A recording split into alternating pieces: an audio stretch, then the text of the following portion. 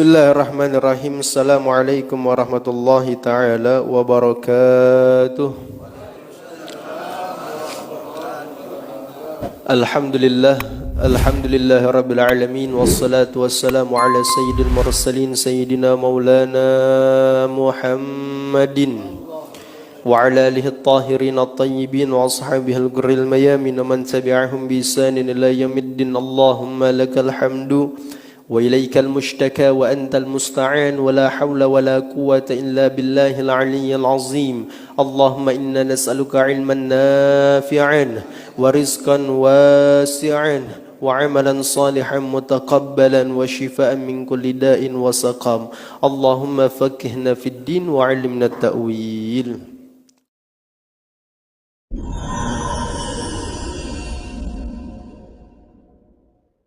Kalau kita pahamnya namanya salat itu sudah dianggap sah apabila kita memenuhi syarat dan rukun. Karena yang kita pelajari hanya berdasarkan ilmu fikih. Dalam ilmu fikih, pandangan ilmu fikih itu mengatakan bahwasannya syarat sah salat. Salat itu bisa dianggap sah dan diterima oleh Allah apabila sudah memenuhi syarat dan rukun. Tapi kalau seandainya kita tidak mempelajari ilmu tasawuf, jangan harap setiap salat yang kita kerjakan itu diterima oleh Allah Subhanahu wa taala. Maka antara belajar ilmu fikih dan tasawuf ini kudu seimbang. Ya, kudu seimbang. Dalam ilmu tasawuf yang dituntut seseorang itu bisa dianggap sah ibadahnya bukan hanya sebatas memenuhi syarat dan rukun saja. Akan tetapi yang dituntut adalah hudurul khusyu' fil qalb. Menghadirkan sebuah kekhusyuan di dalam hati. Bahkan dalam pandangan ilmu tasawuf, orang kalau sekali saja salatnya tidak khusyuk, maka salat itu dianggap tidak sah, bahkan batal salat yang dilaksanakan. Makna khusyuk itu apa? Khusyuk adalah menghadirkan Allah dan baginda Rasulullah SAW di dalam hati. Pada kenyataannya, pada saat kita melaksanakan ibadah salat, ternyata banyak dari kita yang salat tidak memikirkan Allah dan Rasulullah dalam salat kita, akan tetapi banyak dari kita yang memikirkan dunia. Dalam salat apa aja kita pikirin. Baru banget turun hujan, ya Allah. Baru banget tadi gue nyuci motor, udah hujan lagi. Itu dalam hati kita terbesit dalam salat. Kemudian lagi sholat kita kepikiran, ya Allah gue lupa matiin kompor, ya masakan gue angus dah. Kepikiran tuh dalam sholat. Hal-hal tersebut mengganggu pikiran, mengganggu hati untuk jauh daripada khusyuan, menghadirkan Allah Subhanahu wa taala. Bahkan yang sering kali kita dapati itu adalah dalam sholat nih. Ketika di depan kita ada orang menggunakan pakaian yang ada tulisan di belakangnya. Ada orang pakai sarung, wadimor, kita baca tuh tulisan. Namanya tulisan, mana nih tulisan? Tulisan biar kata enggak kita ada niatan buat baca, tapi kalau udah kelihatan otomatis kebaca apa kagak? Kebaca.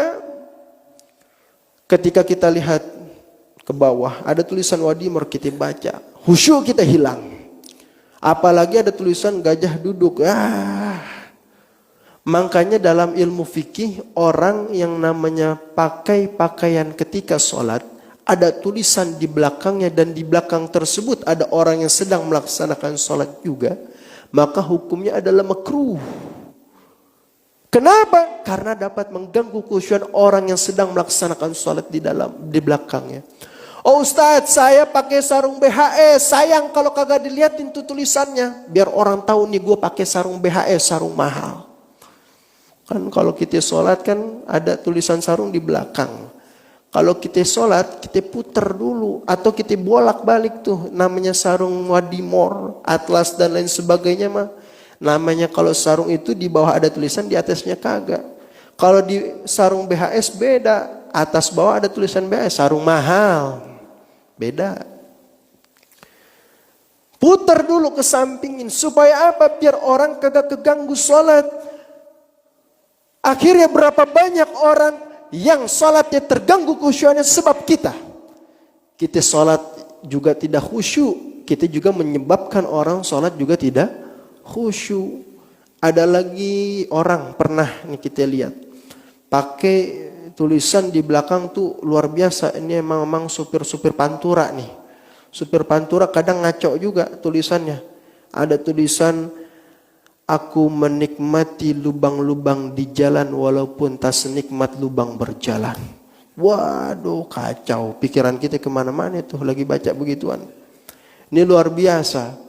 Maka dari itu hadirnya kita di majelis ilmu, kita menuntut ilmu, ya, terlebih dalam mempelajari ilmu fikih dan ilmu tasawuf, ini supaya apa yang kita pelajari ini dapat menyeimbangkan antara dunia dan akhirat, antara hati dengan fisik kita.